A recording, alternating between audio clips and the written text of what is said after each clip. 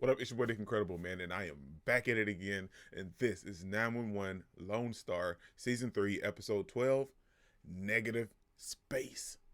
And before we even start, Sadie is crazy. Let's talk about it, man. Yo, fight until you make it, yo, don't think it, no, just take it. Don't wait for someone to break it, take control, then don't just take it. Hey, you can make it happen, you just gotta take some action. Take the ship and be the captain. Boy, oh boy. Did not expect this episode to go this way. First of all, great episode. Great episode. After all the seriousness that took place in 911, like, my heart, it felt great, like, to have Maddie and everything be back. But I needed something, to kind of satiate my palate and cleanse it just a little bit.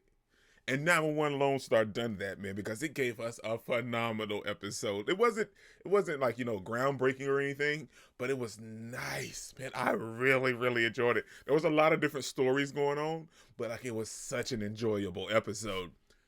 First off, we now know who done this to Owen and Catherine, and it became an active crime scene. But it was nice to see Carlos's dad and Mateo and Catherine all realize that Owen he's been running around punching a lot of people lately. There's a list of a lot of people that he's pissed off and upset. So there's more people that you've punched.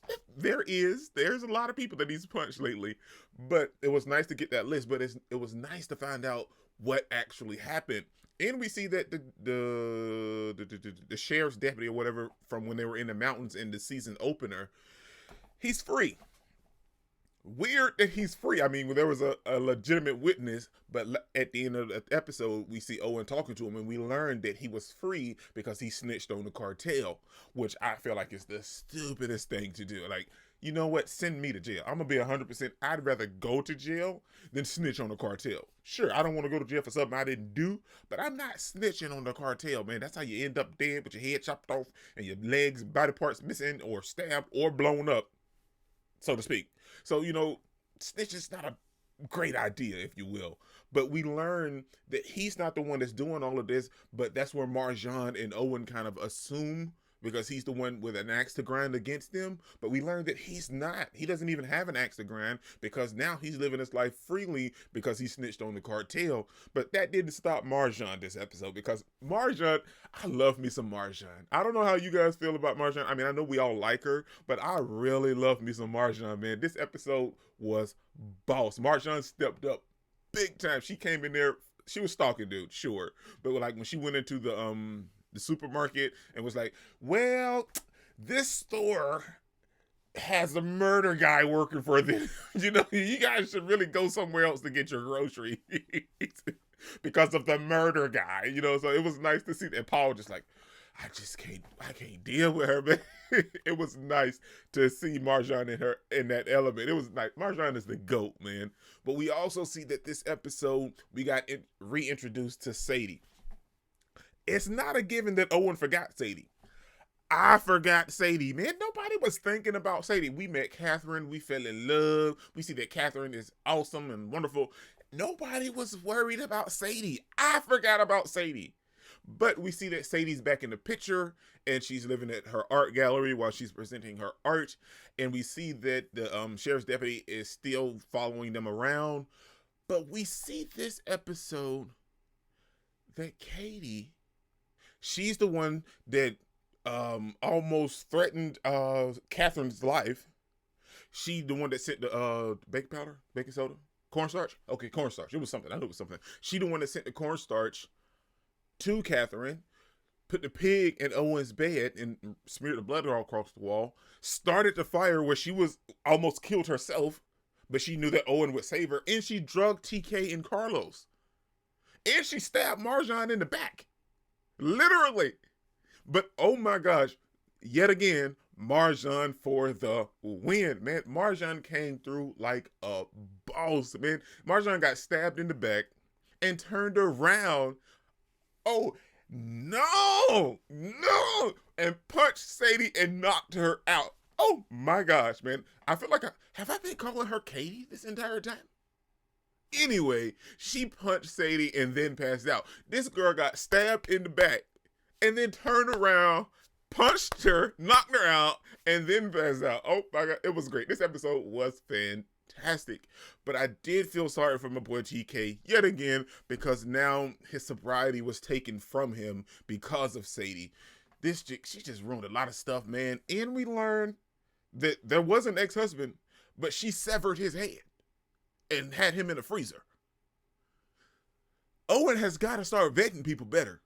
I mean, because he's just let all these weird people in his life. Now, I'm confident about Catherine, but he has got to start vetting people just a little bit better than what he has normally been vetting people with, okay?